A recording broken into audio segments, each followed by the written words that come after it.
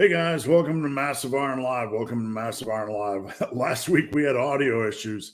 Let me know if you guys can hear me right out of the gate. I just rebooted my computer. Give me a thumbs up if you can hear me this week. I want to make sure right out of the gate that there are no technical difficulties. So if someone could do me the kind favor of just saying I can hear you in the comments, I would be great. All right. Thank you, Chris. I appreciate it. Thank you, sir. I appreciate it. All right, guys. Welcome to Massive Iron Live. Welcome to my messy office. I have messiness everywhere. We're kind of in a transition. We're having our house built. The foundation was actually laid this weekend, having a new house built. So I'm excited about that. Get into a few things. I'm here every Friday at 11 Eastern. Every Friday, been going on, I think, at least 3 years now. And tune in, mark your calendar. Please come back every Friday at 11. If you're new here, don't be shy about posting up questions. It doesn't matter how many times I've heard them before. I'm here to help you guys. And, don't feel shy. If you got a question, you think it's been answered 1,000 times before, post it up. That's what I'm here for. If you are late to the party and didn't get a chance to watch live, you can head over to Instagram at Ben the Barman, slide into my DM, and I answer every question. In fact, 2 to 3 times a week on Instagram, I do Q&As over there. So I spend all my free time trying to help you guys. I don't ask a thing. This is what I love to do. I do coaching full time. So just a quick commercial before we get into things. If you'll tolerate that, you can head over to my website, superlivingtoday.com, hit the coaching tab. And my coaching is a little bit different. I value relationship. I try to get to know folks. I don't just check in once a week via spreadsheet. I check in 5 days a week, Monday through Friday. I check your workouts. I check your exercise form. I check your nutrition, weight, make sure you're on track. If you've never had a coach before, please consider me as your first-time coach. I'm going to do everything I can to help you out. My clients that follow the process are seeing amazing results, and I don't just speak that. You can head over to my Instagram at Ben the Barman and see my client results. I post them when appropriate. I don't just randomly post pictures of my clients without their permission, et cetera, et cetera. In my Insta stories yesterday was an unsolicited testimonial from a female client that's doing really well. So I do all kinds of goals: male, female, weight loss, body recomposition, powerlifting. I've even coached people for the stage in bodybuilding. So whatever your goals are, you're not too old, not too young, not too a male, not too female, right? Whatever your goals are, I'm here to help. So with all that said, a couple things. I'm going to be putting together a new workout called Massive FCK. Massive Cluster FCK. It's going to be a cluster set workout. I'm going to try to get that done tomorrow, and we'll see. So look for that. And we'll have members of Team Massive Iron get that for free. If you would like to join Team Massive Iron, it is teammassiveiron.com. You get all my information for free, and we have a wonderful community. So my commercial is almost done, but if you are tired of things like Facebook and social media and all the stress and political talk and whatever, Team Massive Iron is a community that has chat and daily check-ins. It's like micro coaching, and you can ask me questions every day, submit form videos. Yesterday was Form Check Thursday. Excuse me. So I'm going to explain something real quick. My sinuses are killing me, and I'm going to explain what's going on in Ohio, and then I'm going to move forward. The Canadian wildfires, right now, they are just killing the state of Ohio where I live. I live in the red zone for air quality, and it's giving me this asthmatic condition where I am just in really bad shape. My eyes are really red and watery. It's hard to breathe at times. I have kind of hyperreactive airway to begin with. Last night I was up for like an hour just struggling because my nose was just locked up. It's harder to breathe. So literally in my office, it feels like I'm breathing in smoke and chemicals. It's just super bad right now. So just tolerate me. Tolerate my struggle bus day today. But anyway, how you guys doing? I appreciate you guys' support. Just a reminder, if you post a question before live starts every weekend, you get a chance to win a free t-shirt, hoodie, whey, creatine, or gym bag. And I do have a new t-shirt out for the 4th of July. I know many of you aren't in the United States. That's cool. But I do have a t-shirt that is kind of the G.I. Joe t-shirt. So it's not strictly, it's not strictly America, right? It's kind of a G.I. Joe. I'll see if I can pull that up for you guys. I'm going to be featuring that on my social media.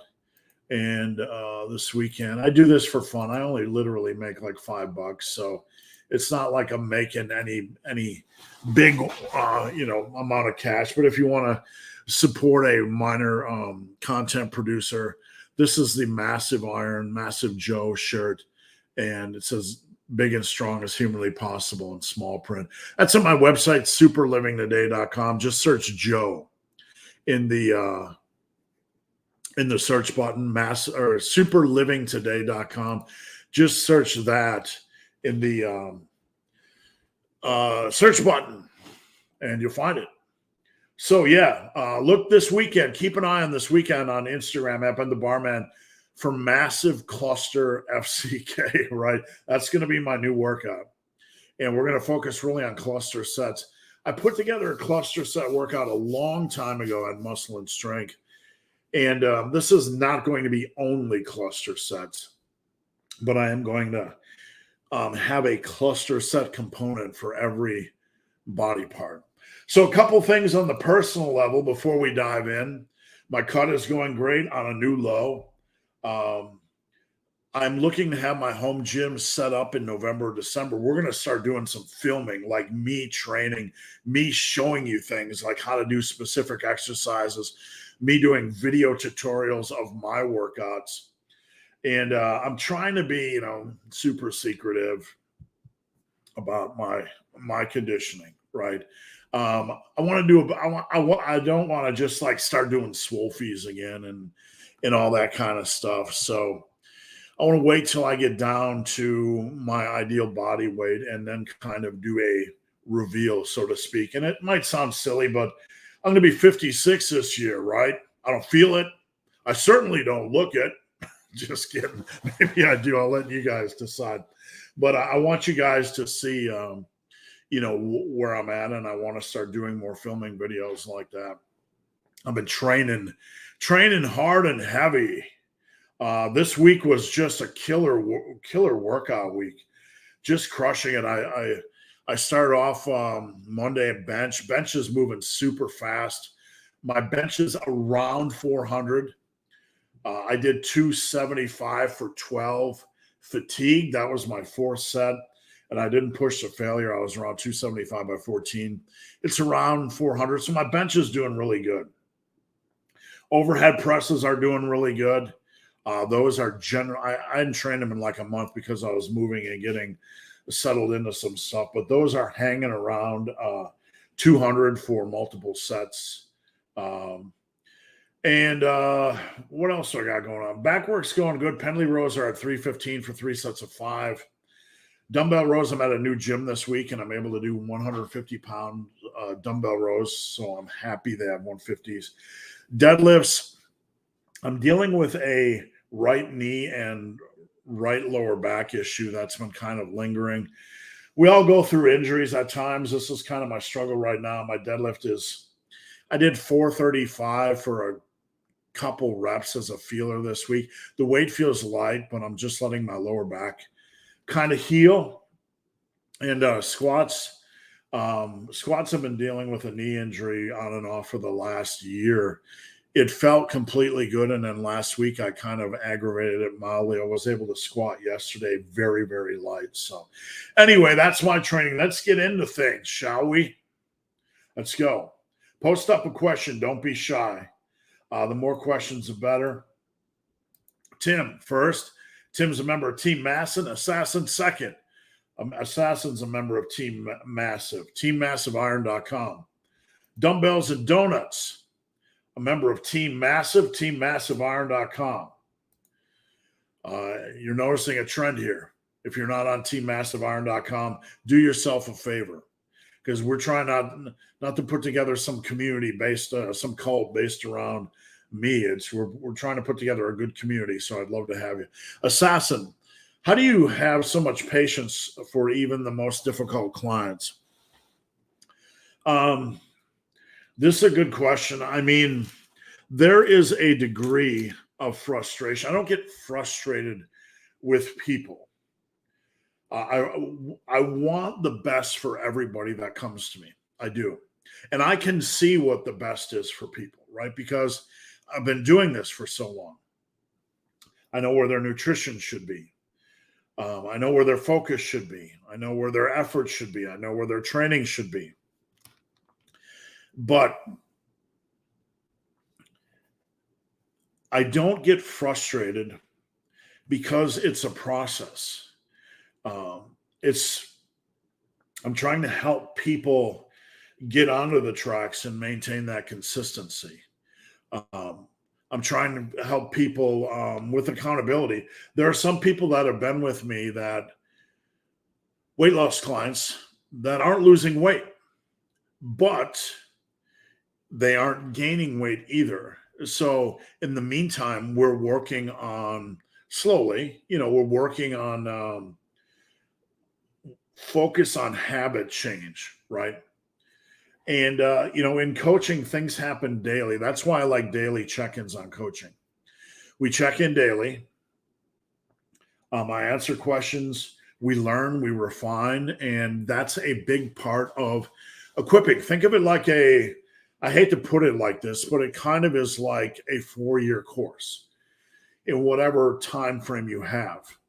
I get to work with people over the long run, and we get to kind of detox them from industry nonsense and put them on the track and stay on the track and weed out their fears, all the fears that are sometimes irrational, sometimes founded in, rational things. But I wouldn't say I don't lose patience with people. Everybody's in the process, everyone's on a different step on their journey. So I sincerely just appreciate where they're at and the opportunity. The only time I really get frustrated is when people don't communicate, right? When I don't see them passionate about even checking the coaching daily. And I wouldn't say this happens very often. I always have a couple people on any given time. And it's that what I want for them is to check in, to be passionate. I can't make somebody be passionate. So if somebody signs up for coaching and they get access and we get to communicate every day, I tell people on the phone, coaching, I want you to check the app every day. I don't want to take a lot of your time. I want you to check the coaching app every day in case I got questions, comments, whatever. I only want 2 minutes of your day. If I can't get somebody to do that, right, then our progress is going to be slowed. And I have come to understand I can't control that. I don't know what people have going on in their life. It doesn't always mean they're not passionate. People have a lot of things going on. Life, family, job, stress, school stress. So trainers can kind of get paranoid when somebody isn't checking in daily. But I want to see them check in daily. I want to see them spend that 2 minutes. Believe me, I do. But the patience comes from not, I'm going to put this as politely as possible.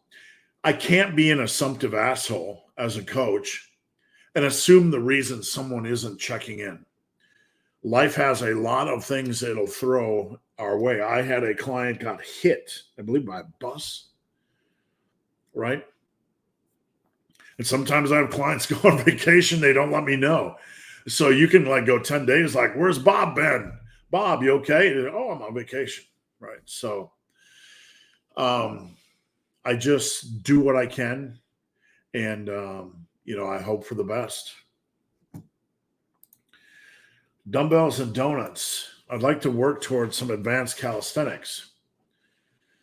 How would you advise training for this? Practice, practice, practice. Usually after your workout, certainly not before. I want you to go into your workouts fresh. So I don't want you doing anything that day before your workout. But after your workout, the next day on rest days, you need to get practice in. So that's my best advice. Sandra, how's it going, Sandra? Welcome to the party. James. Trained off and on for a decade, but messed around too much. Very typical, not being critical. Is there a way to know how much potential is left? Absolutely. You have a world of potential, my friend. And it doesn't go away. It's not squandered or wasted. At 6'4", you're, and I'm not being critical, but your weight is very low. Equivalent to 5'10", which I am at, you'd be about 145. I started my journey at 154, 155, 156. So you have a world of potential. You have at least 30 pounds of mass to build, at least. Barbell Bryce, newest member of Team Massive. Thanks for being a part of Team Massive. Paladin, a member of Team Massive. 8 more days of cutting. The light is at the end of the tunnel, my friend. Good job. I like seeing aggressive cuts. Get it over with. Imagine if you took 4 months to lose those 16 to 17 pounds. Now we can get on with massing, with building. So well done. Carl, one of my clients, welcome. Yvonne from Team Massive, welcome. On your power muscle burn block bulldozer, whatever version you're using, PMB, when doing a bench as a power move and a muscle move on upper B, what would be your preferred combo? I think for a power move, a barbell is better. I don't like lower reps on a dumbbell. I just don't. The first rep can get more tricky on dumbbells because you're doing them more from a loose position generally. So for a power move, I like a barbell. That can be any variation you like, flat, incline, or even if you're obsessed with decline. And for the power move, you could do the 5, 10, 10, 20 on a barbell. I would prefer a dumbbell variation just for balance. Paladin, what's your method of finding maintenance levels after a cut? Well, after a cut, you want to go where about you think maintenance is. Don't overthink these things and don't panic, okay? Because we're going to dial it in really, really quickly. So where do I think my maintenance level is? Okay, say it's 2,500, say it's 2,700, say you think it's 3,500, whatever it is. What you need to do after a cut is 5 days super tight at that calorie level. It's only 5 days. We're going to weigh in every single day. And we're going to watch. Your weight should go up a little bit from the extra food, extra water, extra sodium, extra electrolytes, extra waste, etc. And then it should stabilize. If it continues to rise on day 4, day 5, then we probably have to dial things down 200, 250 calories. If it flatlines, then let's stay at that calorie level for another maybe 5 days and see if it starts to trend up. And we want to continue to weigh every day. If after those 5 days we stay at that calorie level and it's not trending up, it's just flatlining, then we need to start adding 200 calories. So we're gonna kind of slowly fly up, right, or move up. We don't want to get aggressive. There's no benefit from hurrying. Plus, after you get out of a cut, you're slowly ramping up your training anyway. So we can kind of find the synchronous fit between your calories and your training. We're kind of slowly ramping them up together, and you should hit a very fast running speed at about the same time on both. Does that make sense? Stein from Team Massive. Stein, I appreciate your long-term following. Big JP. I don't know if anybody calls you JP, but I don't want to annoy you by starting. I'm on a cut. Had some accident on my meat supply. No worries. How bad will it be? Not at all. You're all good. Calories are always the number one priority, okay?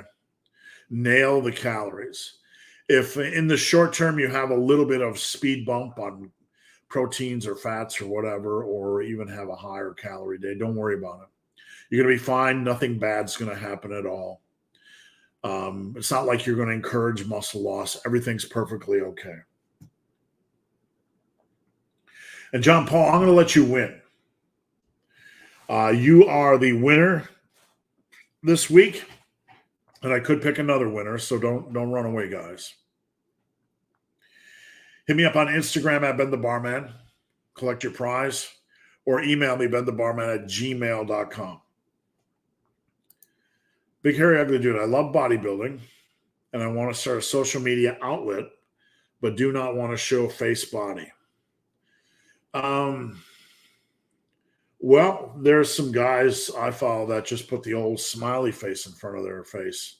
Nothing wrong with that. Or you could just cut off your head.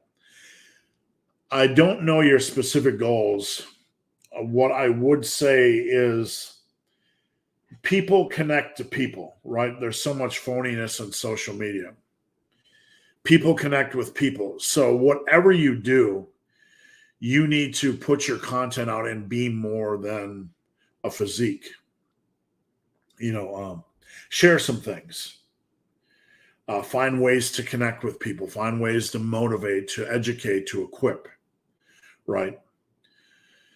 That can kind of rally despite the fact that they can't see your face. Or I would even turn that into your gimmick brand, so to speak, the faceless bodybuilder, and explain why you're not doing it. People will respect you being honest. I would respect you being honest. If I came across a social media page that just had a smiley face over and over again, and I didn't know the context, that would be one thing. But to know the context and have you honest about it, and you have to be repetitive to a degree about it so people can understand. People will respect that. Your people will respect that. The thing to understand about this box or social media is that it's not real life, right? And when we put ourselves out there, there are going to be people that hate you for whatever reason. They don't like your voice. They think you're out of breath. Like I'm out of breath right now from all this Canadian smoke. My sinuses and allergies are just killing me. My eyes are red and stinging. There are people that I've been doing this a long time, folks. And at any given time, I have a couple people that hate me for whatever reason. I have somebody, usually at any time, that hates me so much. Like I'll get like anywhere from 1 to 3 dislikes on a video. But usually if you watch the trends, and I've been doing this a long time, so I know, you release a video, you get a thumbs down immediately. Like there's always somebody that hates you so much. They wait for your videos to come out to give you a thumbs down. That's true. Watch when I release a video. Within the first 3 minutes, there's a thumbs down because there's that one person that hates you so much for whatever reason, you're not ripped or you don't like starting strength. Like people think like because I don't like the program starting strength that like I hate Mark Rippetoe. I think Mark Rippetoe and I have more in common as men than and mentality than we do differences. I just don't happen to like the program for beginners. But you know, and me and him, we'd probably drink and get along if he doesn't hate my guts for not liking his program. He probably doesn't like mine, and that's fair. That's fair, and I wouldn't hold it against him. But the beautiful thing is there's room for everybody. I don't wish him ill will. But all this aside, there are people that think because I don't like starting strength or that because I don't like that program that hate me or think I'm ignorant or I don't understand, right? And I get it. I do. Many of you like my programs and people outside of our world don't understand. I use the term power building to differentiate myself as as someone that loves bodybuilding from somebody that just loves aesthetics. I love strength. That's why I use the term power builder. But there are people outside of this box who can't let go of the word power building. They hate it or they hate the concept. I don't understand, right? So the whole point here, what I'm getting at, John, is social media, whether you're trying to educate or build a brand or build some kind of platform to help people, or you're just putting yourself out on social media like we all do. Somebody, even if they express it or not, doesn't like you. You look like their grandpa that used to be nasty, or you remind them of an old boss, so they don't like the way your voice sounds or whatever. I always remember people have a right to judge me. You know, it's not my burden. It's their burden if they want to judge me. And I'm not saying that in a negative way. It's their right to determine an opinion of me. All I can do as a person is continue to be self-aware and work on myself as a person. Does that make sense? So, John, for you, be yourself, be authentic. There's so many phony people on social media. Be real. Don't posture. Don't try to be a strength coach if you're not a strength coach. Don't try to be a form expert if you're not a form expert, right? James, a few weeks back ago, you asked for recipes. I'm still working on that. I recorded a video, so I just have to release that.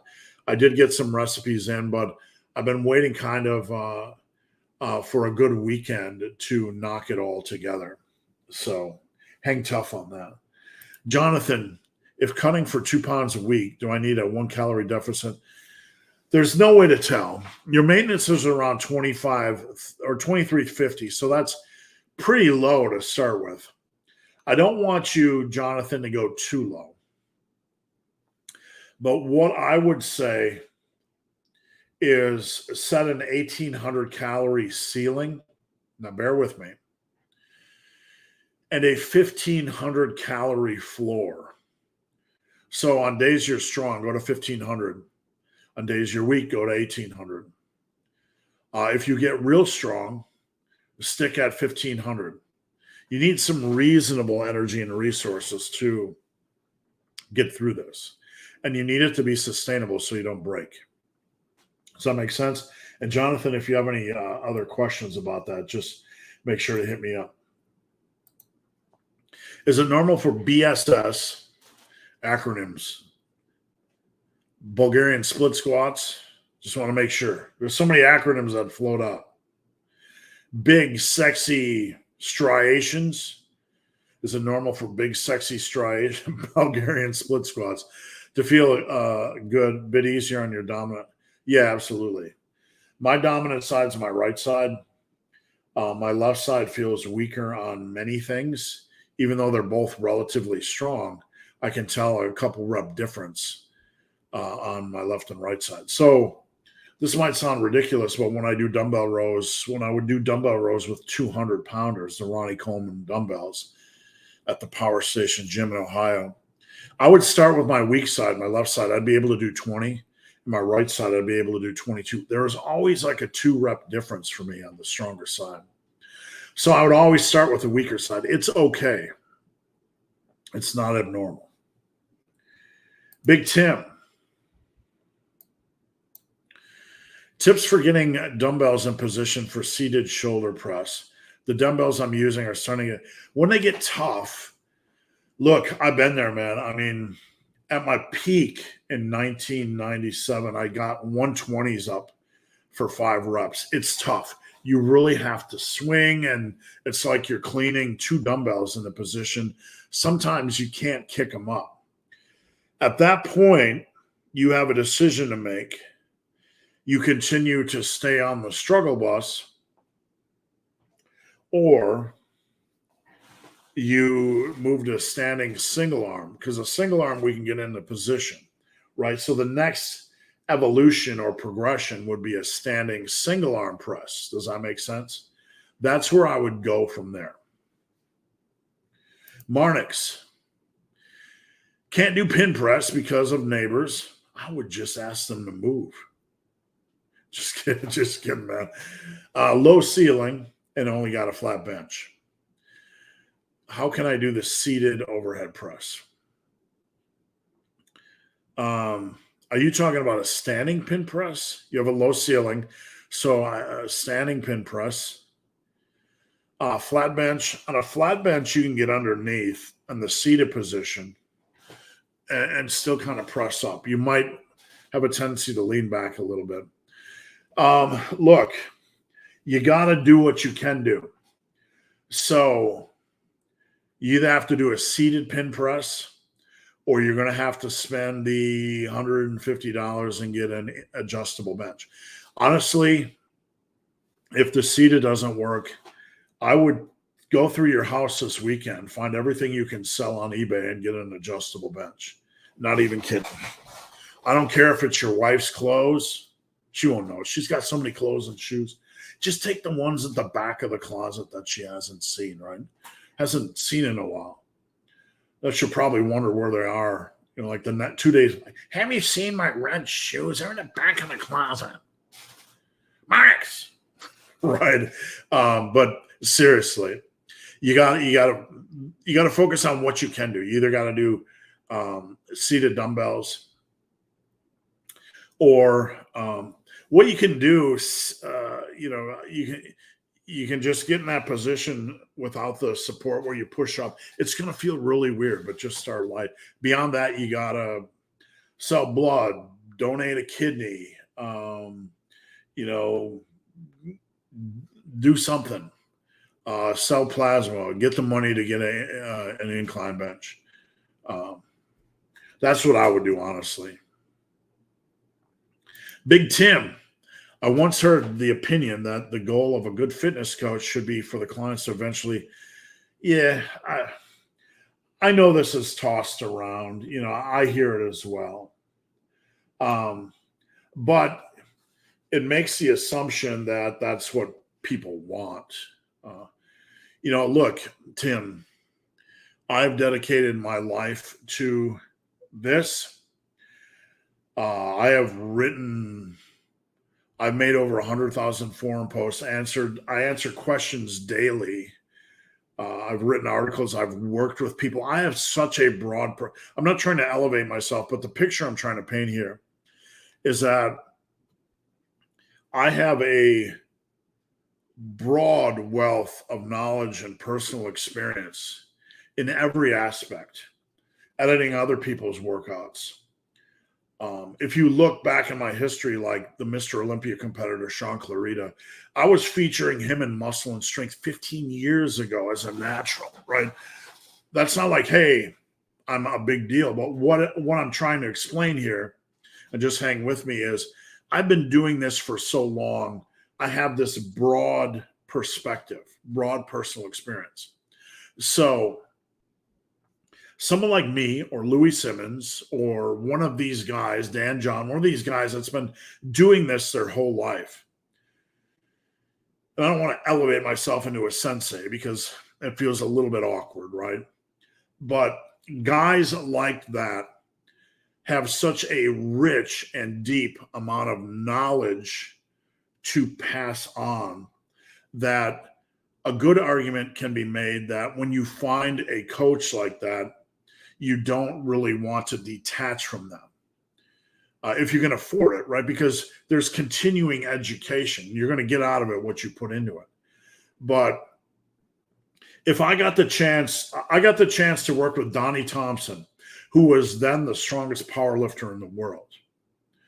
I went and worked with Donnie. I don't know, 6 months, 8 months, a year. I can't remember.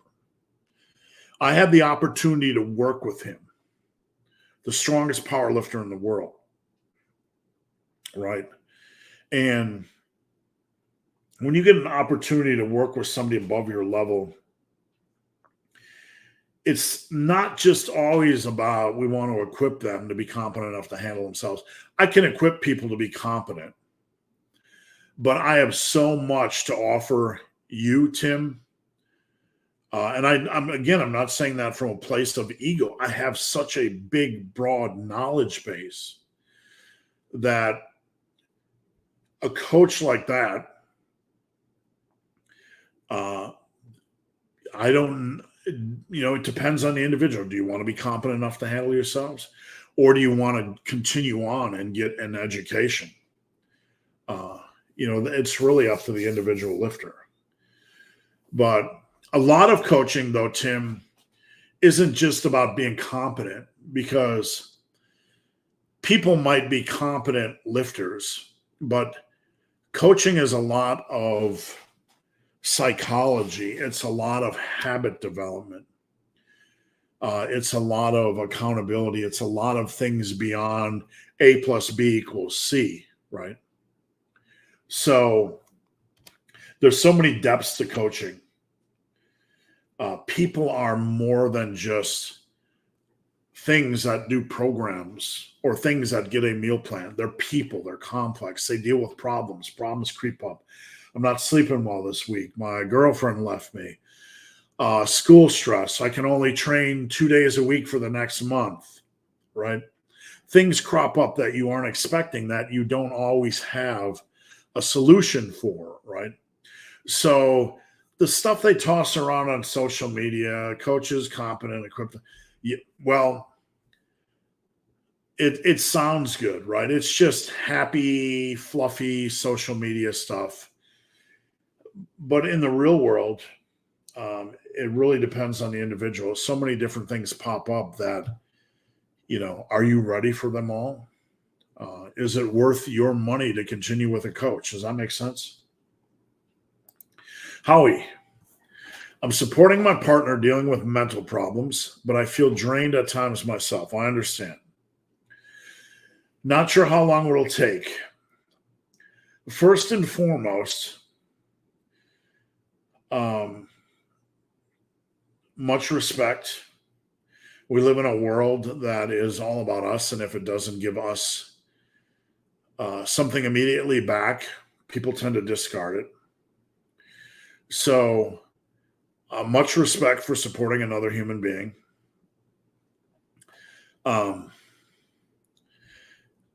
To balance that, though, you need to take care of yourself.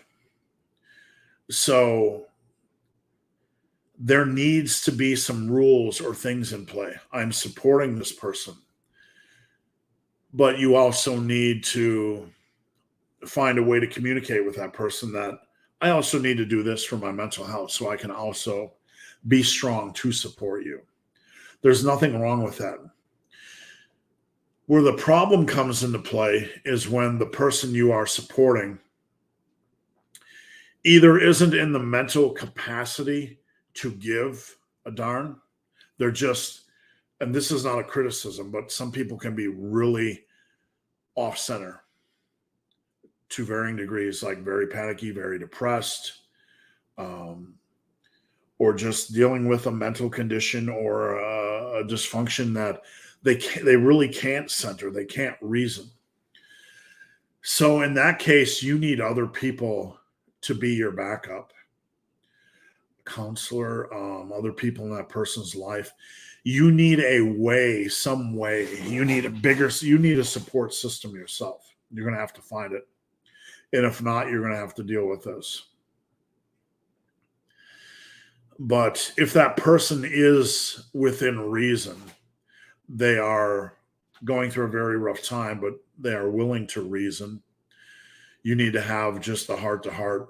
I love you. I care about you. I just need to go work out for an hour today for my mental health. And the only thing I'll say is if somebody is in the right mental frame of mind where they're able to process that you want to take care of yourself, but they don't want you to take care of yourself, then you have a hard decision to make. You cannot be the savior of the world for someone that doesn't want you to be healthy, that is in a reasonably right frame of mind. Does that make sense? So if we have a partner who is able to reason and is not really off center at the moment, then we just need to say, I love you. I care about you. I need to have time, 3 days a week to go work out. When would that be? Work things out. Nutrition wise, maybe you got somebody that's dealing with a really bad eating disorder or somebody that really doesn't care about taking care of themselves with food and it's causing you stress. Well, you're going to need to prepare and plan even to an even greater degree. You have some hard things ahead of you. Maybe they're always eating pizza. Maybe they're always binge drinking Mountain Dew.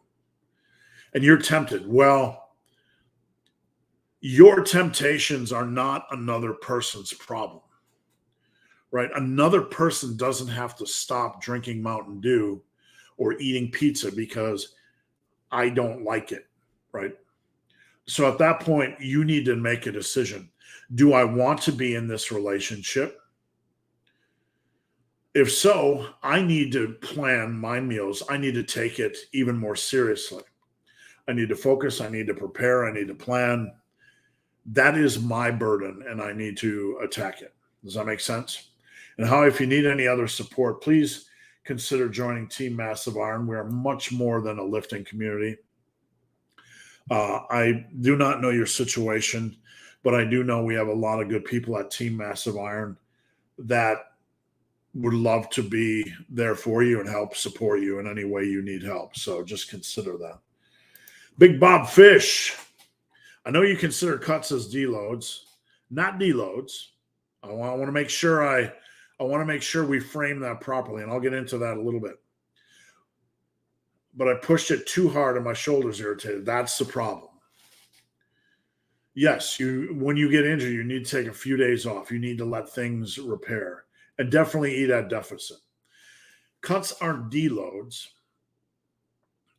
Cuts are opportunities where we need to be smarter. We're going to get injured. So I don't train differently on a cut. I just don't over push for PRs, right? I don't train above 82.5% of my max because what was once 85% of your 1 rep max, if you're going in trying to do 5 reps at it on a cut and you have a glycogen deficiency and an energy deficiency, you're going to increase the risk of injury because the weight's going to feel heavier and it might feel heavier than 85%. So I train the same on a cut. I'm on a cut right now. I'm training hard and heavy. I just only take reps when they are easy steals. Does that make sense? Barbell Bryce. How do I go about programming a leg specialization phase? Well, there's a couple ways to do it. You can kind of do a minor specialization where you bump weekly volume a little bit, or you can do a major specialization. A minor specialization could be sustainable for a long period of time. You could take your weekly volume for everything else and keep it and just add like 8, 6, 4 sets for legs per week. It's going to require more time in gym, but that's one way. Let's say you're doing 12. This is just an example, so don't use it as like you have to do 12 sets. Let's say you're doing 12 sets for back, 12 for shoulders, 12 for chest. And you want to keep about the same time in gym, but you want to make more time for your legs. You can move that down to 10, 10, and 10. So 10 for back, 10 for shoulders, 10 for chest, 9 for back, 9 for shoulders, 9 for chest. Even 8. 8 for chest, shoulders, back. You can get a lot of good quality work done in eight hard sets. So we could take the sets we remove from those and we could put it into legs. You could train the legs twice a week, train them once a week, whatever you want, 3 times a week. We have to understand that when we do a leg specialization or back specialization or whatever on this type of approach, we might reach overreaching. That's kind of an awkward sentence. We might reach an overreaching stage where we're feeling a lot of fatigue or we're feeling a little bit beat down on our legs. That is okay. And it is okay to take an extra day or 2 of rest when needed, right? Never increase injury risk. So that's one way to do it. That's a minor way. A major way is to add like a full second day, and you're really pushing for overreaching. But that has to be more of a short run, program. Like, you don't want to push too hard for too long. A couple months, and then maybe deload and go back to a normal program. Does that make sense? I'm a dad. What's going on? Massive Mammals, thanks for joining. Can you hear here on this video or in a separate video, do a deep dive in your 10-minute block for deadlifts? Okay, so what I teach, this is something I started playing around with a long time ago. I saw someone do a challenge where they had like a 20-minute block, and they did as many singles as they could in 20 minutes. And they would reset, shake up their grip, catch their breath, etc.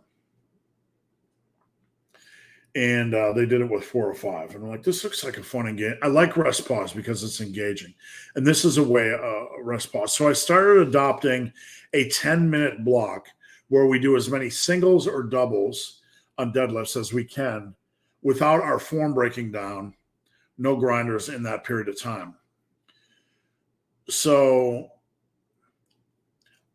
what I found is you're able to get in a decent amount of weekly deadlift volume. 14 to 20 reps typically is where people land. If it starts getting lower than 14 reps, we probably are going too heavy and we need to reset.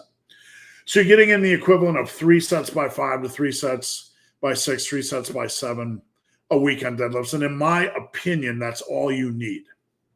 That doesn't mean you can't do more, but the average lifter that's looking for hypertrophy, that's really all you need.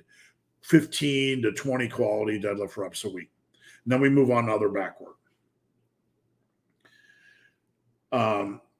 Now, a couple of the issues we deal with on deadlifts is, number one, lower back is the weakest, generally one of the weaker, if not the weakest muscle groups in the deadlift. We have a lot of big muscles involved in pulling the bar off the ground. From your yoke, your traps are extremely strong. Your upper back is extremely strong.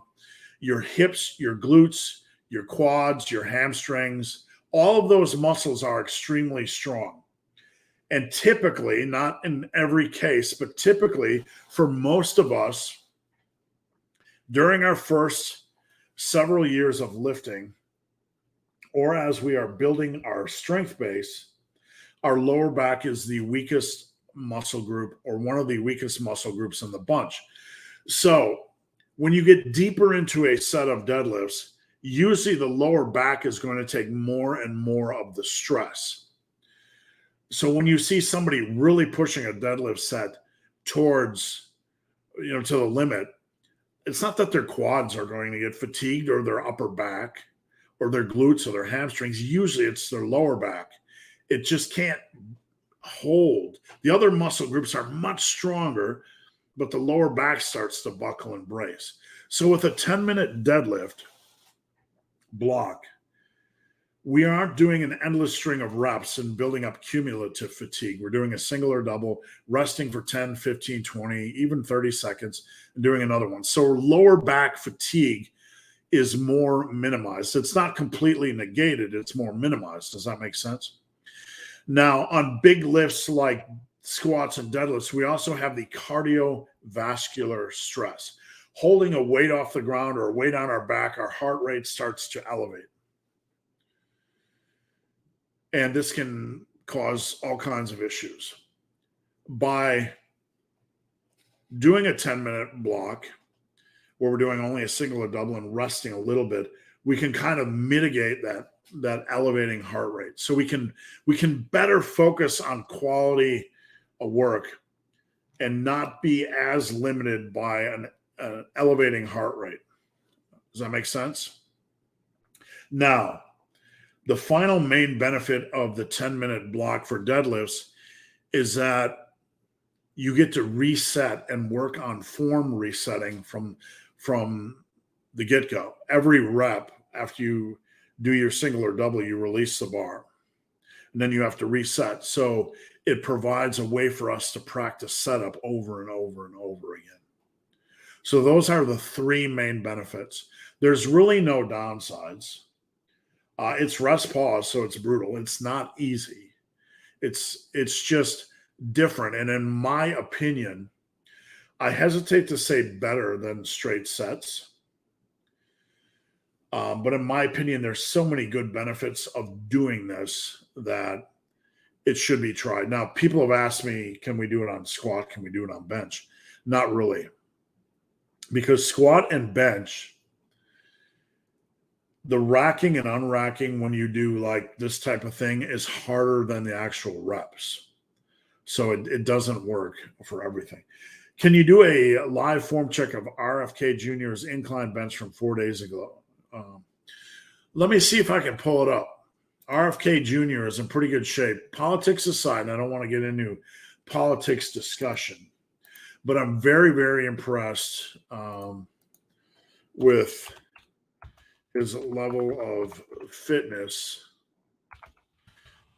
And I know some people have been trying to, I think I found it. Some people have been balls about TRT, but I really, really don't care. Right?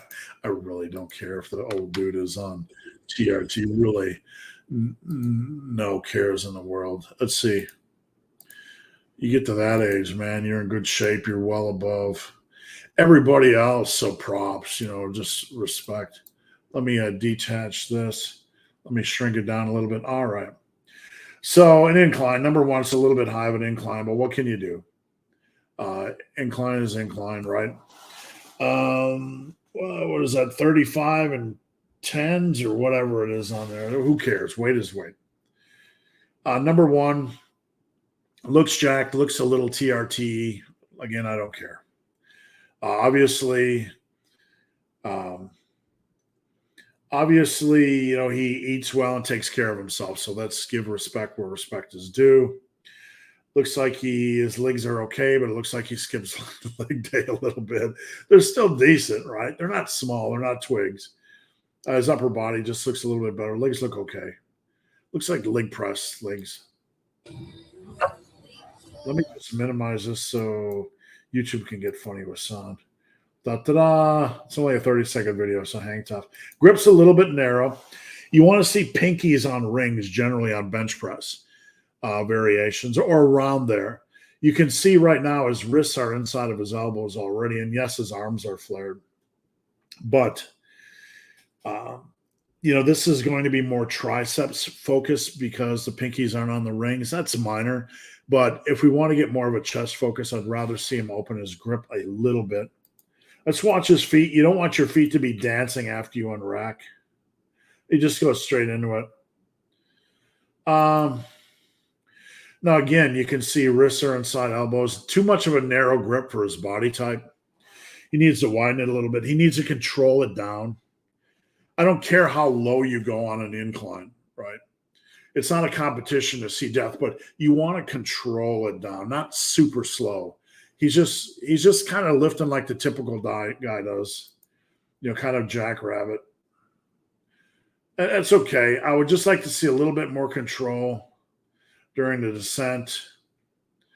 He honestly, I don't know what rep that was, fifth or sixth rep, but how shaky it looks. It looks like he's still kind of new almost to lifting. I mean, between the weight and how shaky that rep looked, when you see somebody that is in the strength building period, the first 4 months and a little wobbly right here, like, I don't know, maybe just a tough set, getting the force rep. It's all right. Dude's old. There are things I'd fix. I'd widen his grip. I'd have him have more control. And, he looks like he still has some neuromuscular adaptation that needs to take place. Like he's still a little bit shaky.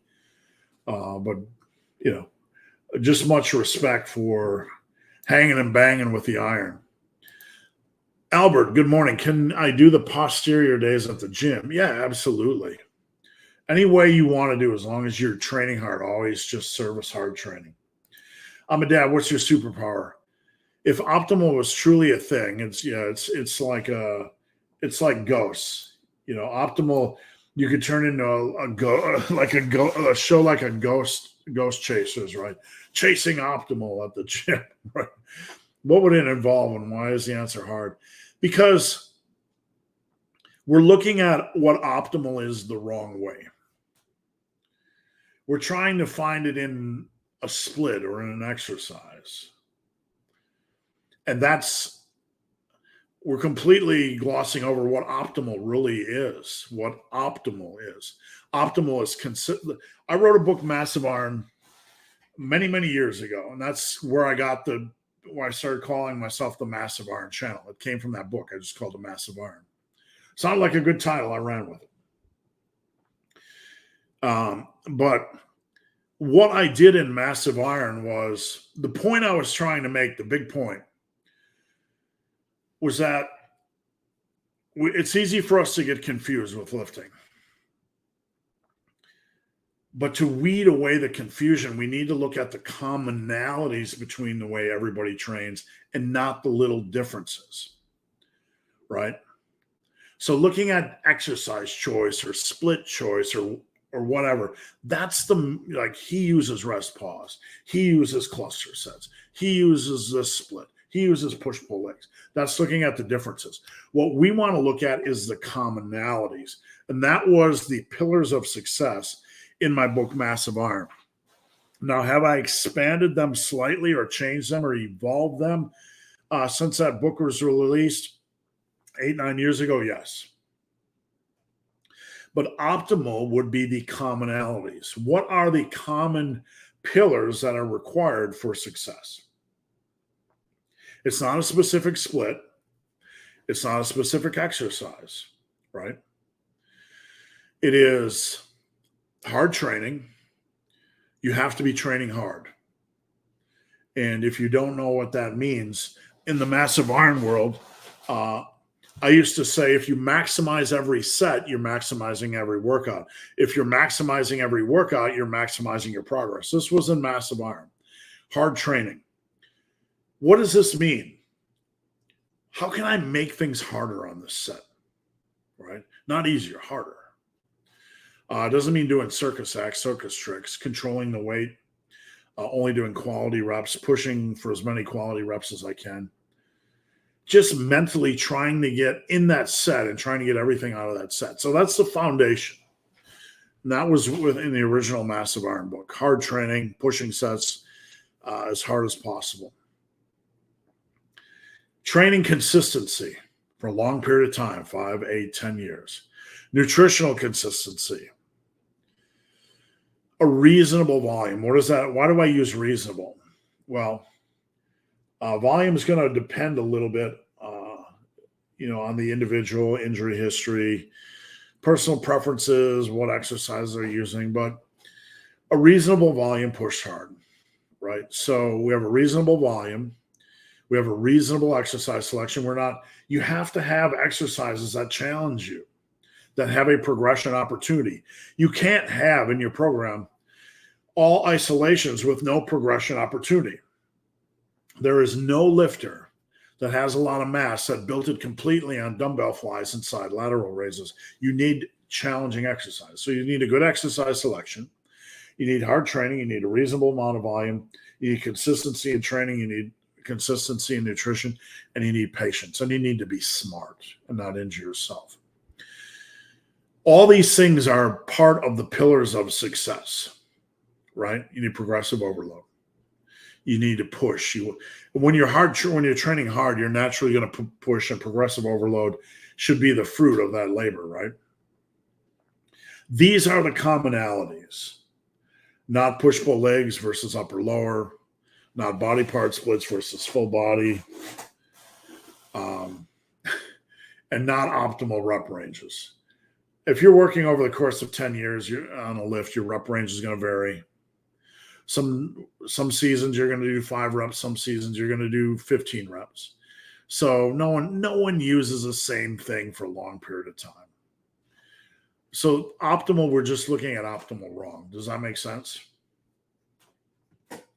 Rico, how's it going? Rico, Marnix, I will turn 40 soon. Just beginning, my friend. I never felt like a grown-up. Good, stay that way. Did you have a point where you felt like you reached adulthood? I had a point where I felt like my life was over and I entered an adult life. Meaning I was just a parent now, and I started doing my hobbies and interests and so on and so forth. So yeah, I had that at one stage. But we still need to have some space in our life where we do what we love, not unselfishly and at the expense of relationships or our children or anything like that. Does that make sense? Like, being an adult is handling your responsibilities, right? Handling your responsibilities first and foremost.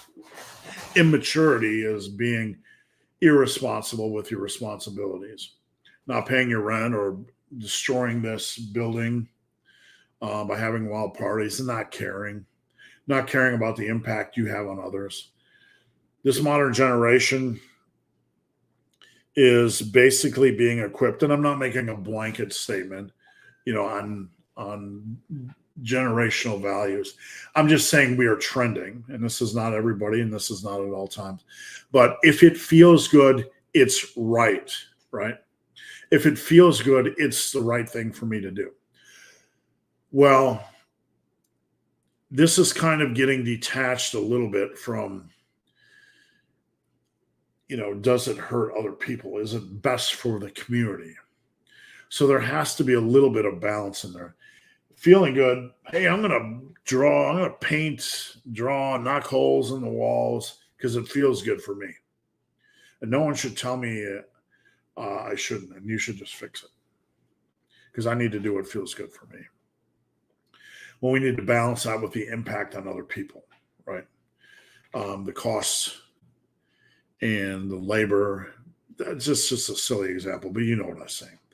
But adulthood is handling your responsibilities. It doesn't mean you need to set aside your interests. Your interests are what makes you you. And whether they're video games or bowling or whatever it is, you get to decide what you want to do. And no one else, as long as you're not hurting anybody, no one else gets to determine how you live your life. So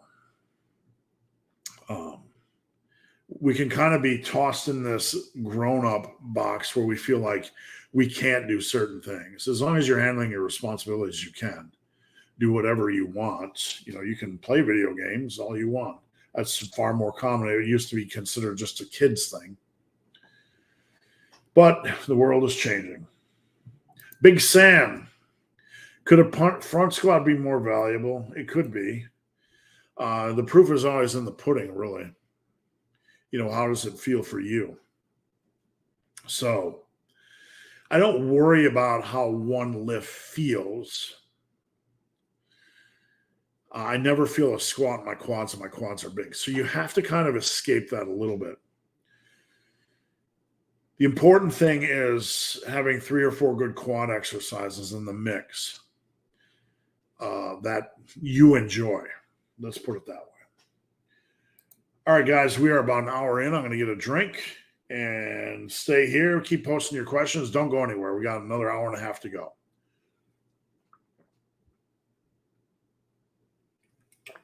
All right, an hour in. Before we continue, just a reminder, guys, you can head over to Instagram at Ben the Barman. Follow me. I do Q&As on Instagram 2-3 times a week. Watch for that. And I just post random crap, whatever I feel like. If you guys need coaching, head over to my website, superlivingtoday.com. There's a coaching tab. You can inquire about it, ask questions. I have tons of workout options over there.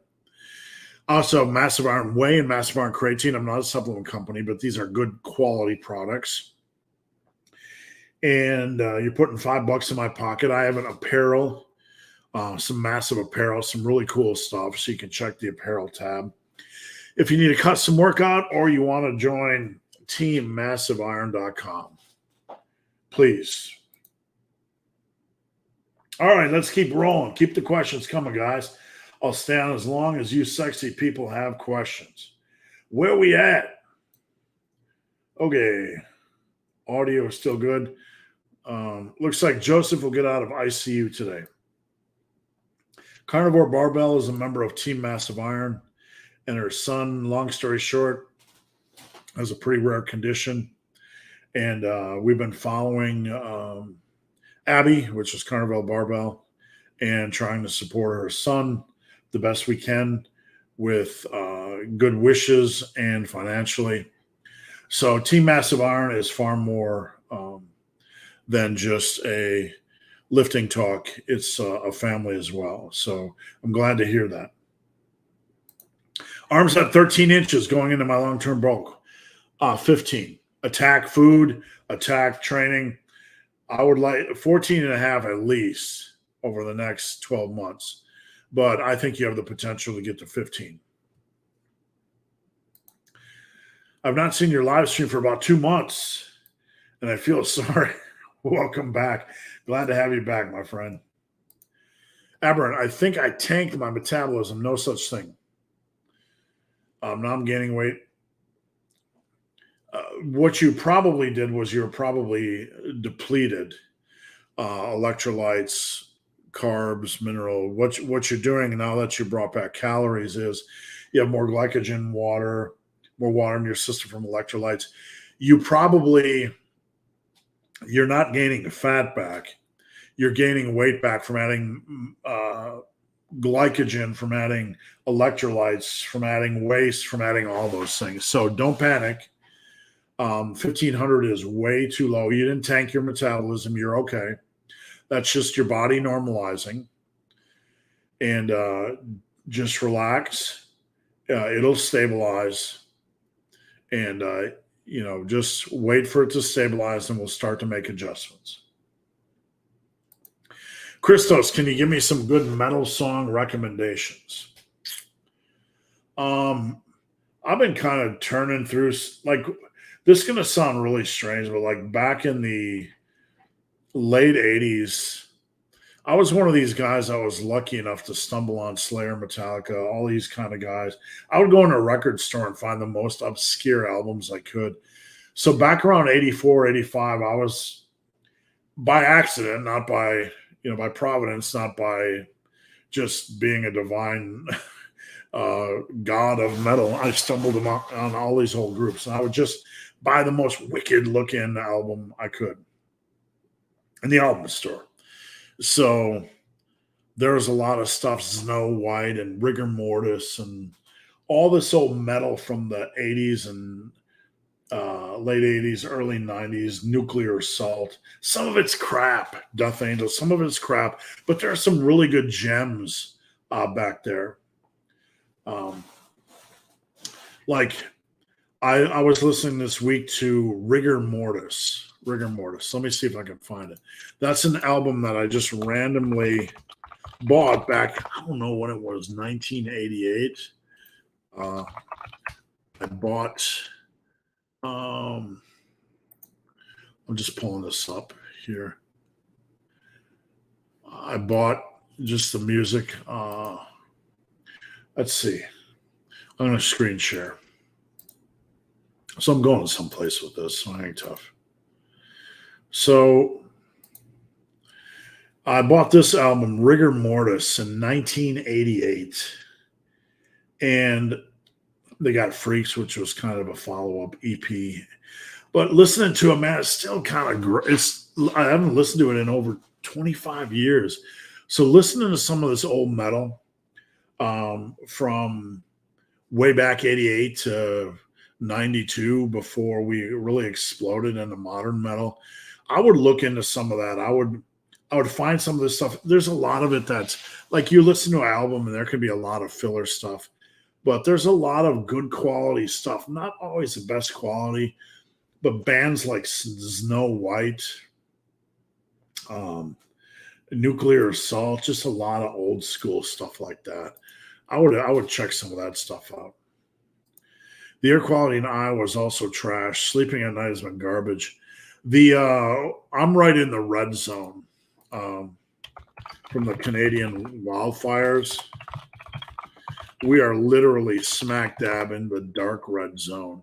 I was looking at a map today on Team Massive, and I'm literally in the we're all going to die zone. So it's really, really bad. I hope it improves. Chris, let me get this brand thing done. Are there too many? Where do we go? Are too many variations at once? Well, too many. Not as long as you're not going more than 2 weeks out from a lift. So let's say you're doing chest and you have 4 exercises 1 week. You could theoretically have 4 the next. And would that be counterproductive? No. You could have up to 8 exercises. You're doing an exercise every other week. Let's say you're doing bench 1 week and incline bench the next. You're still doing a barbell. I'd keep a barbell and a dumbbell in the mix. There are certain lifts I don't like to do. I don't like to get too far away from, like squats. So I like to squat every week. I feel if I don't, my connective tissue doesn't like me as much.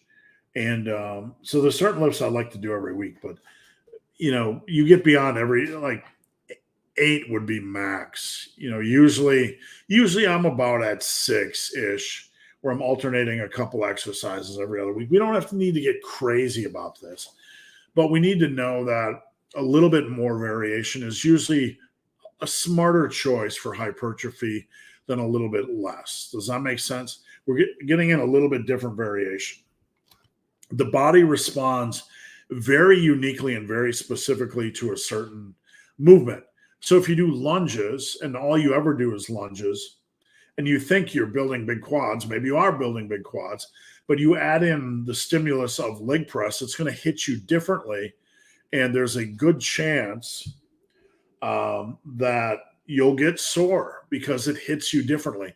So when we think about that, when we have a good, reasonable exercise selection in the mix, it does nothing but potentially bring good benefits. Does that make sense? What are your favorite chest exercises? Bench, dumbbell bench, barrel press, and I like plate-loaded chest press. Those are my favorite. I sometimes do pec deck when I can't do a barrel press. Sometimes pec deck, I just don't know. I have a love-hate relationship with it. Sometimes it doesn't leave my shoulders feeling great. Dumbbell flies, never liked. Cable crossovers, they're okay, but I don't feel like I get enough progression opportunity. So chest, I kind of stay in that lane. You can do inclines if you want. I've kind of moved away from inclines. I don't know, just more of habit than for any other reason. If you had to choose just 5 people to subscribe to on YouTube, you and Sean would have been 2 of them, period. Thank you. Who would I subscribe to if I only had 5 people? Jeffrey, Verity Schofield. I got to be careful with this because there might be more than 5. Alpha, Alex. Some people get mad at me because I still call him Alpha, but I've known him for Alpha forever. So, Bald Omni Man, Stand Strength. What am I missing? Sean. I don't know, man. James Tiny Vest. There's some good. I don't know that I could limit it to 5. I just don't know. Who am I? It's hard because Stand Strength. I'm looking at my Uncle Freak. I have Pete Rubish in the mix. Basement Bodybuilding. Smart Simple Fit. I'm sub to V Shred and Greg Doucette and Athlete X because I like to check in on them occasionally to see what kind of shenanigans they're up to. V Shred, has he put out a video? V Shred's last video was 5 months ago. Does he have any shorts? He's putting out shorts, but I don't know. They're kind of going under the radar. What's Athlete X's latest video? The only 2 upper back exercises you need. Seriously. Okay. And then you're going to start the video. Oh, but you need more than that. What else we got? Where's Greg Doucette at today? What's he saying? Mr. Beast mode. Jacked in 1 year. Okay. Hamza is lying to you. Is Brentley G 45% body fat? I don't know. It's just, I'm not hating. That's just drama tube, right? Just whatever. Who cares what Brentley's body fat percentage is? What weight are you wanting to cut to? Well, I don't have a specific weight goal. I've been on my cut. And what I'm doing is my goal was to get down to about 230 because I've always hovered around 238 to 252. When I started running during the pandemic, I gained about 15 pounds. Just who didn't during the pandemic, man? We couldn't. It's just chaos. But my goal was to get around 230 and then to stop stepping on the scale and just use the mirror. So I don't have a specific weight goal because it's been a while. I've never been at my biggest and below 20% body fat. I've always hovered around 22. So I'm not going to, I don't want to have a weight goal. Plus I have some loose skin. I was 100 pounds heavier. I have some minor loose skin on my lower belly, some minor loose skin under here. That can throw off the numbers on my weight. I don't know about how much. I can only guesstimate, but I don't know. I just want to look at the mirror, and then when I get happy, then I'll see what the scale weight is. Big Joe B, can't wait for those home gym routines. I can't wait to do them, actually. I've been just crushing this cut, trying to get in the best shape of my life, training hard. We'll see where it goes. Hey, Steve, can you build an impressive body using weighted body weight? You could, but it's going to require an incredibly hard path. Doing something with only calisthenics or weighted body weight stuff, that requires you to have an expert level knowledge and understanding of progressions and stuff like that. If you think about it, barbell is everything is a weighted body weight exercise if you look at it that way. Really, I'm not, a bench press is just an upside down push up with weight. So no, it's not my world. Have there been guys that have? Yeah. Are they close to natty potential? No. They still look good. Hello, sir. Thank you for tuning in. Love what you're doing here. Thank you. I appreciate that. Brendan, what will happen if you don't incline bench? Nothing. You're not going to get saggy pecs. No. Sagginess comes from fat bags. It comes from being obese. You're not going to get anything. You can do a little incline. But if you don't do incline, I don't do incline. I can feel my upper pecs. They're just juicy. Someone's trying to get in the door. If running a body part split, what happens if I start a workout but don't feel great? Then since it may be a week until you hit that body part again. I don't skip. I go on to the next I go on to the next workout. So let's say Monday, you do this with any workout really. Monday, let's say you're doing chesticles and you're scheduled to do back on Tuesday, but you feel like crap. I don't skip back. I come back to back on my next workout. You're going to run into this no matter what you do, what program you do. You're going to lose volume, weekly volume. Any news on the Massive Iron app? I am developing, and this is kind of a secret because I don't want to get everybody's hopes up. We are developing, working on a training app for lifters. Y'all familiar with Strong or Heavy? Working on an app that's going to be King Kong compared to these.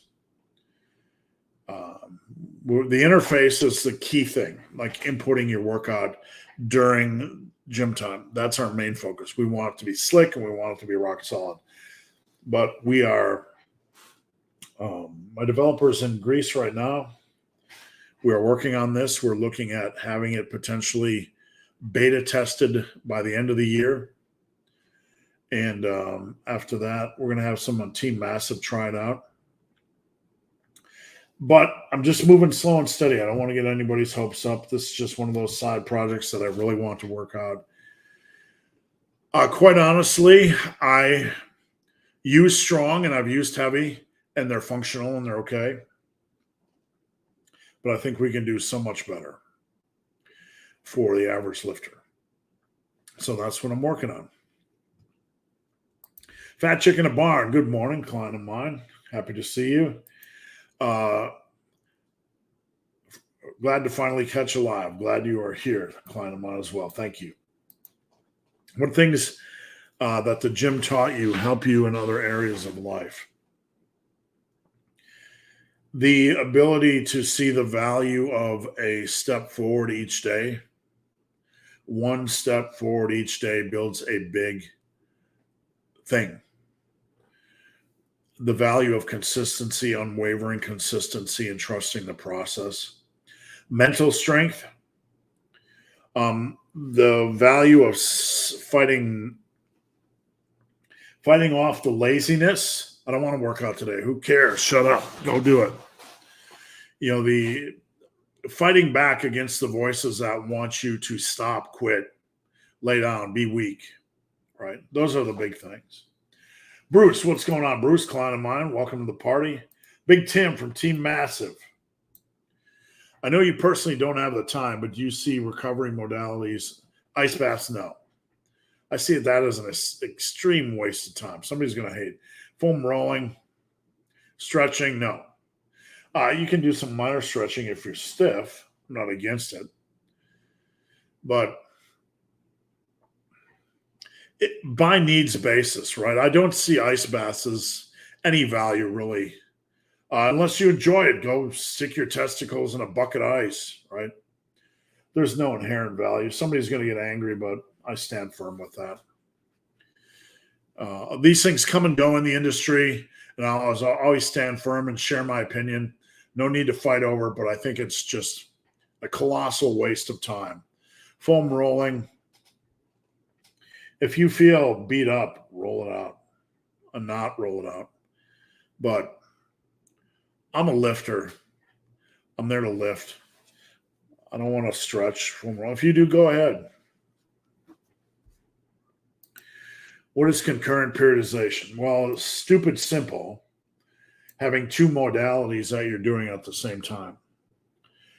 So we could dumb it down into strength and hypertrophy, which really irritates me because it's the same thing. But really, it's lower reps, higher reps.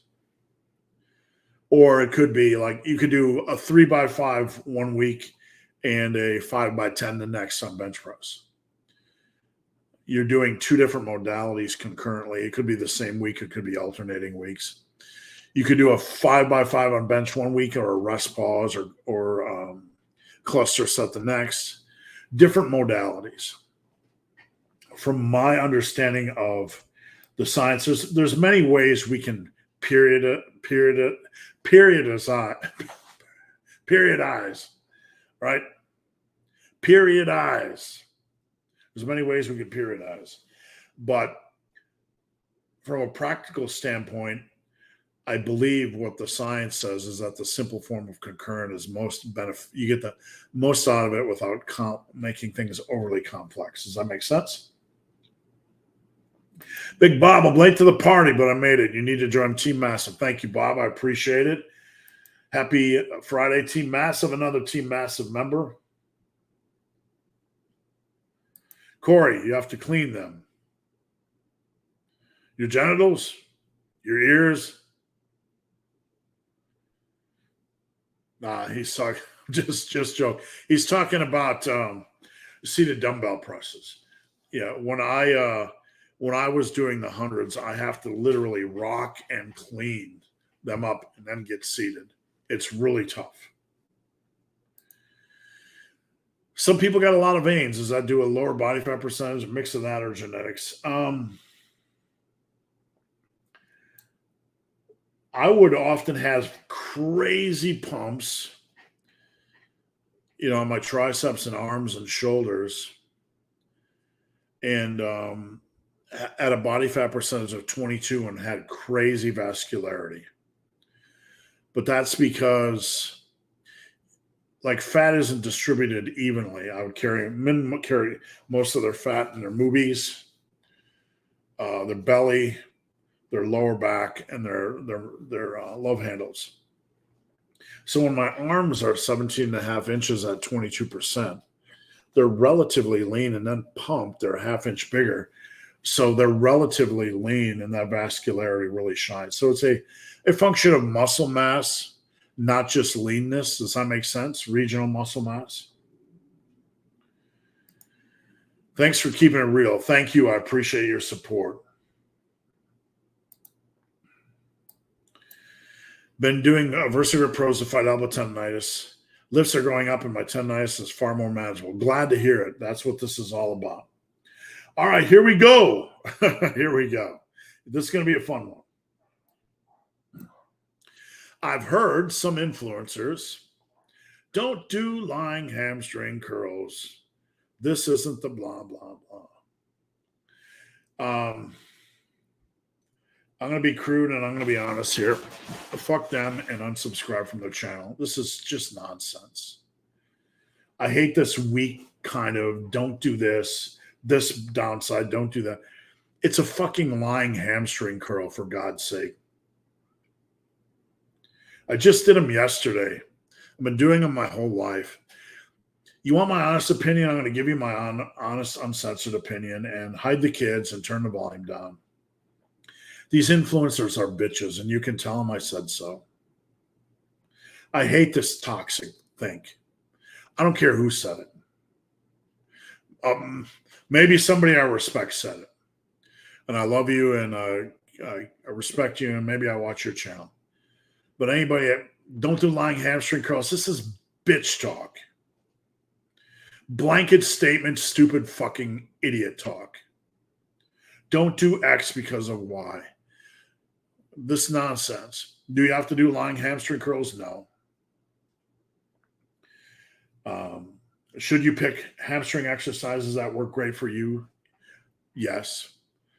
But this talk, don't do bench, don't do deadlift, don't do leg curls, it's all idiotic. It's all blanket generic vomit. It's the worst of the worst.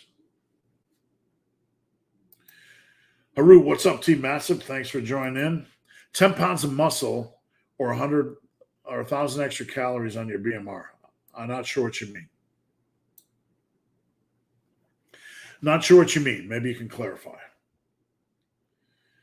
How would you program overhead pressing standing? You can do threes where you do 2 back down sets. So you can do a heavier set between 5 to 7 reps, and then 2 back down sets where you do drop weight 10% and do max safe reps, or you can do straight sets.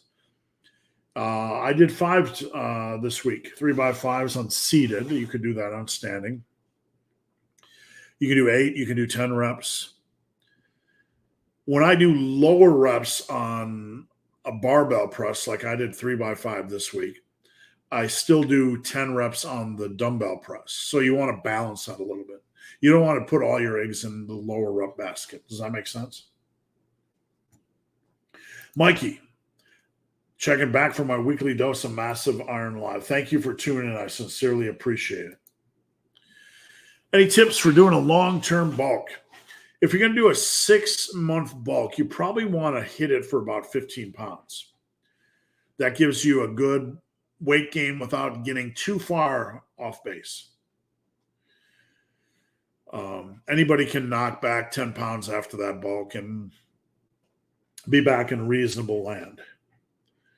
If you want to do an 8-month, probably 8 months to a year, probably 20 to 25. Not for the 8 month, 20 for the 8 month, 25 for the year. You better be ready to do a cut afterwards, 10, 15 pounds. That should be all you need, really. I mean, if you're bulking for a year, even worst case, you only gain 8 pounds of muscle and you gain 25 pounds and you knock off 15. You're still going to be in a really good position. John, is it possible to join Team Massive Iron with PayPal Europe? There's a monthly installment on Team. Let me see if I can pull it up. Hold on one second. So I'm going to pull this up. Hold on a sec, guys. Present, share screen. All right, so this is Team Massive Iron. When you go to teammassiveiron.com. And where is it? If you scroll down, you can sign in. There's an app, and you have $4.99 a month. Let me remove this. This is teammassiveiron.com. You have $4.99 a month, and I've changed this over the months, but you can check it out just for $4.99. You can cancel after a month, or you can do lifetime access for $99. It's a pretty good deal because you have my articles, you have my workouts for free, and any team members, if I have a workout that isn't up there that you want up there, just let me know and I'll add it. You get up to 4 form checks a week. You get unlimited access to ask me questions in public or DM. We have daily topics, daily check-ins, and we have a community. So you might say, why is Team Massive Iron gated? Well, if it was open like a Facebook group, anybody would be able to pop in. We don't have trolls. We don't have haters. We don't have nonsense. I've only had to ban 2 people in like 2 years on Team Massive. And that's just the rare chaotic event. But yeah. All right, where are we at? Good job on losing the 20 plus. You can notice the leaning of your face. Thanks. The next 20 is going to be really the big. I tend to look older and gain weight in the face. Bruce, why would that be controversial? The man is using the tools available to him, and TRT doesn't replace the discipline. Oh, it's just the industry. I'm not a TRT coach, and I don't like to get into that stuff. But, there's different. The problem, I think, is there's real TRT. There's abusive TRT where guys are taking like 900 milligrams a week. And I call that abusive. Not trying to offend anybody. Your body, if you put 900 milligrams of test in a week, I say abusive because we don't know the long-term ramifications. But, there's a big portion of this industry that are witch hunters, and, if someone takes a little bit, we have a wide variety of ages as well. We have young guys, 20, 22, and I don't mean this in a disrespectful way at all. But they can't always see why somebody 50, 55 would want a little bit of a bump. You got battle scars, man. Maybe you're in the military, you survived 30 years of physical labor. You're building, you're building a career, you're building a life, you're beating the heck out of your body as a man. Things happen and you get worn down. And I can completely respect anybody over the age of 50 that does TRT. In fact, I would probably say if you can afford it, it's probably a damn good idea. But, sometimes in lifting, we tend to filter everything down to some derivative level, like everybody's equal, and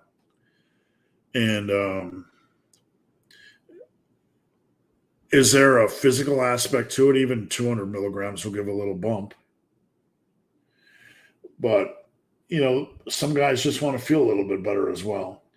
It's not, I don't, honestly, I'm just going to say this. I really don't care.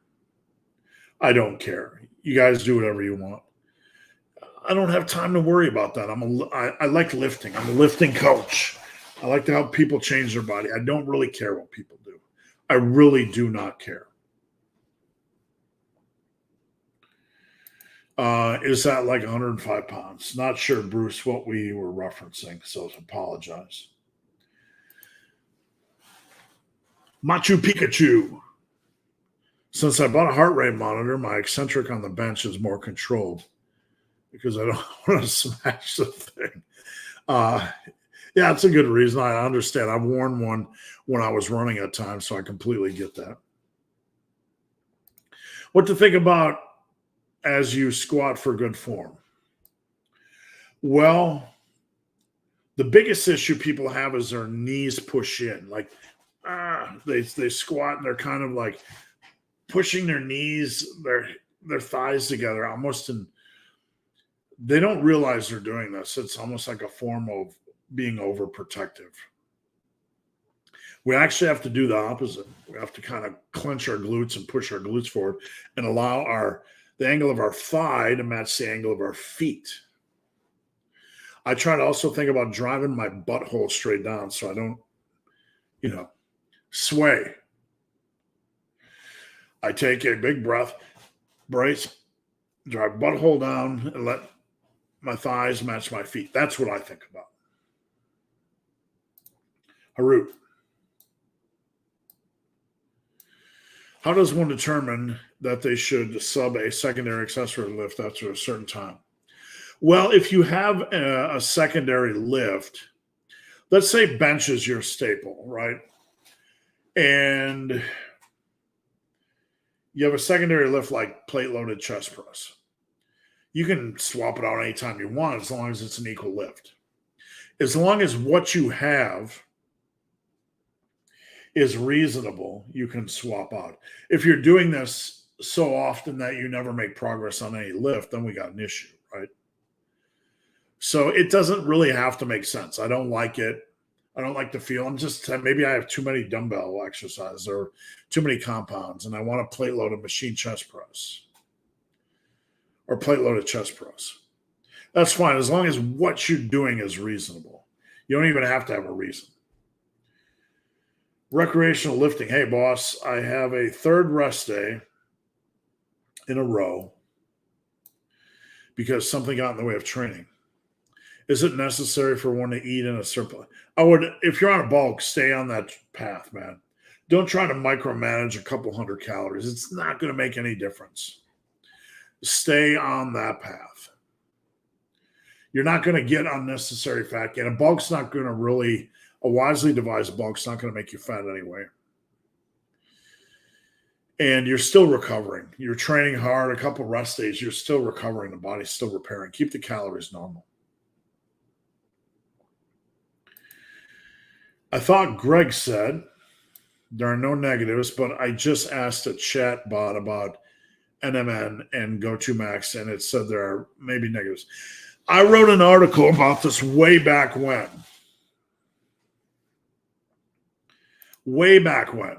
So, it's not like I am an idiot, about this subject. I'm checking the date of my article. Okay. Because we have had NAD, NMN supplements when I worked at Tiger Fitness for a long time. And I'm going to screen share. You guys can, I don't know if this is the only article. I think I wrote a couple articles. This article, let me get this down so you guys can see it. I have written many articles in my day about many, many things. And this is an article I wrote nearly 5 years ago. Living Forever NAD Plus Booster NMN may repair DNA, fight aging, may. So you can check this out. This is at Tiger Fitness. That's the name of the article. And we have NMM. That's a typo.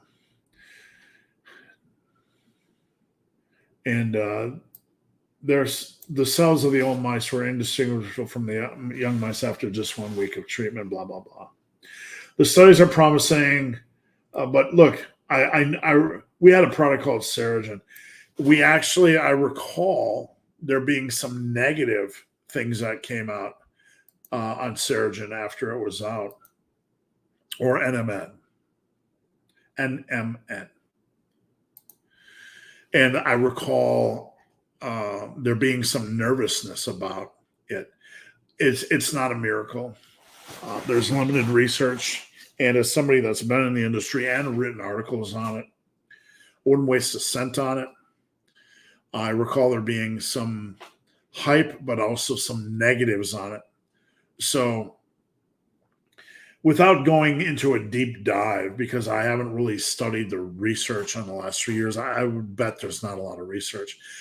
But what supplement predators typically do, and I'm not calling Greg a supplement predator, I'm saying in general, they will find a rare ingredient that has a few favorable studies and ignore the non-favorable or lack of cumulative research and package it into a supplement and take your $50. There are better things to spend your money on. And I would not spend it on anything like this ever. Never. Dominic, thank you, sir. I appreciate it. Speedy recovery. Joseph, how do you feel about kettlebell workouts? I'm indifferent. I'm not a kettlebell guy. And hey, you like kettlebells? Let it rip, man. You can do a lot of good work with kettlebells. I'm a lifter. I like barbells and dumbbells. There are a few clients that use assistance work that is a kettlebell, like a single arm kettlebell overhead press. Do it. I'm more of a lifting guy, and I'm going to stay in my lane. That's as simple as that. Barbara Bryce, thoughts on using threes with RDLs? That's fine. No issues at all if you don't mind changing weight. Threes are when you do your first set around 5 to 7 reps, and then you do 2 back down sets of 10% weight.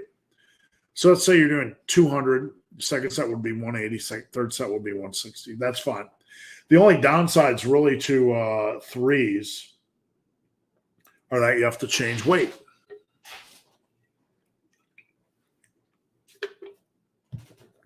Taking my favorite supplement, Advil, the smoke and crap here in the air is just really messing with my sinuses. Should I change a couple exercises in my routine? No, there's no need to change exercises. If you want to do new exercises or try new exercises, yes, the best time to do so would probably be when you're starting in a surplus. I wouldn't mess around really, unless you want to mess light with an exercise. As a fatty, my entire life is body weight exercise. Every day is leg day as a fatty. I've been in that world. Mixing barbell with calisthenics is great. I try to do at least a body weight focused exercise every week for every muscle group. Lunges, inverted rows. I can't do pull-ups. I suck. Don't hate. I'm almost 56. Push-ups. Big Sam, is it worth hitting deadlifts later in a workout after the upper back has been pre-exhausted? You can, but you got to go light and you got to be careful.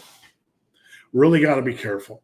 When your upper back is fatigued, generally your body is going to say, whoa, because it's trying to protect the spine. This is a generalization, but it makes sense. So pay attention.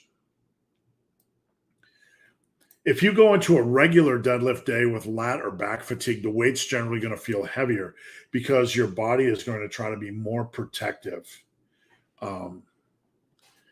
of your spine. So it's going to kind of try to help you. It's going to kind of encourage you to put on the brakes a little bit. No, I don't. I've heard of it. I've had clients use it. I had one client test it out and thought it was silly. I am superior. My mom agrees. I like my programs. I don't really care. I'm not being dismissive, but I have my massive iron philosophies. I've spent my whole life studying everybody else's stuff. And I am confident in my massive iron philosophies and workouts. I will look at other people's programs to see if I can learn some things, but no, I have no personal experience. Bromley Base Strength includes tons of programs. 70s powerlifting program. I mean, a lot of the 70s powerlifting stuff, I've spent a good share of time studying, and I'm not looked at this program, but I'm here at Massive Iron. I appreciate you guys supporting my stuff. I have no issues with you guys supporting other content creators, but I like my programs. So I don't really want to critique somebody else's program unless it's really crazy. Love the Massive Joe T. How about a Top Gun one? What does a Top Gun t-shirt look like? My brain can't. My brain has to look. Top Gun. All right. I got you. I think I can put something together like that. Yeah, just give me a little bit. Maybe next week. We'll see what we can do. I really enjoyed flat barbell and flat dumbbell in a workout, but everybody says I'll get no, that's not true at all. Anybody that says you get saggy pecs is really they need to get some therapy. That's not true at all. That's not how it works. They're living in some alternative world. All right, guys, 5 questions left. I'll stay on as long as you guys have questions. Last call for questions. Last call for questions. Get them in now so I do not miss them. If you get slightly stronger during a cut, are you building muscle? You could, to a minor degree. Some of it could just be the fact that some of your weak lifts are weak relative to others. So some of it could be neuromuscular adaptation. Some of it could be a lagging lift. Some of it could be minor muscle building. What's a good pause bench standard? Well, look at any powerlifting lift. It's pretty much the same for me. I don't like doing loose, sloppy benching. So 315 for the average natty. What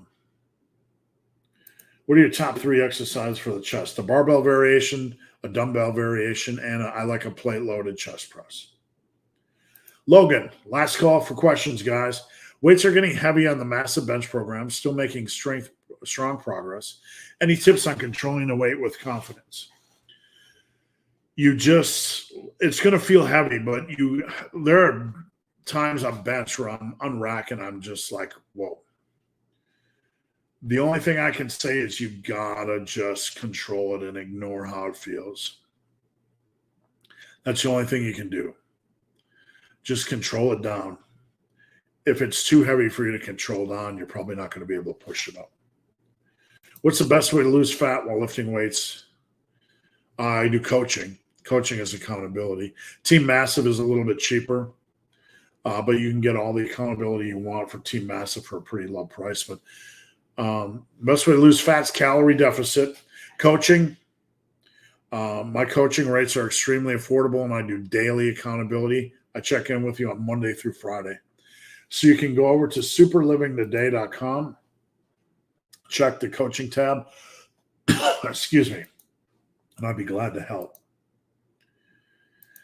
Will you still have the adjustable dumbbells in your new gym? I will, but man, I'm over it. I'm looking at getting a dumbbell rack if I can afford it. That's my splurge for the new house. Do you do chest flies? No, I've switched over to the barrel press. Chest flies always seem to bother my shoulders. Now, on the chest fly, if you do it like this with elbows kind of out from your shoulders, they put a lot of stress on your shoulders. What I tend to do on a chest fly is I tend to go low to high. So you can see my palm is right here, but when I press up, it comes up, right? Low to high, kind of a low to high hug, if that makes sense. That feels better on my shoulders because the angle of my elbows is like elbows equal to shoulders bad. Elbows a little bit below shoulders good. You can see that we're still keeping that, right? We're not doing this and then flaring as we come up. We're still keeping in that trajectory. I don't do chest flies. They've always stretched my shoulders, but if you do them, kind of use that arc a little bit, that minor arc. All right, guys, that's it. I'm going to hop off. Don't go anywhere yet. A couple quick things. A reminder, I'm going to be working on massive cluster FCK. It's a cluster workout. I should have that done this weekend. Look for that. Members of TeamMassiveIron.com get it for free, so come on over, join. I have a coaching services available at TeamMassiveIron.com. Coaching is what I do for a living. I'm not a check-in once a week guy. I don't do it on spreadsheets. I check in every single day on my clients. And if you need a workout, T-shirt, creatine, whey, head over to superlivingtoday.com. I appreciate everything you guys do to support me. I really do. Whenever I put out a new video, if you guys can like it and comment within the first hour, it helps my little small channel. I appreciate it. So you guys have a great weekend. Come back next Friday at 11. And I'm out of here. It's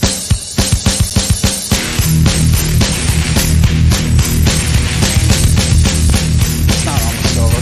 It's not almost over. You're not almost there. You're not almost there. You're not almost there.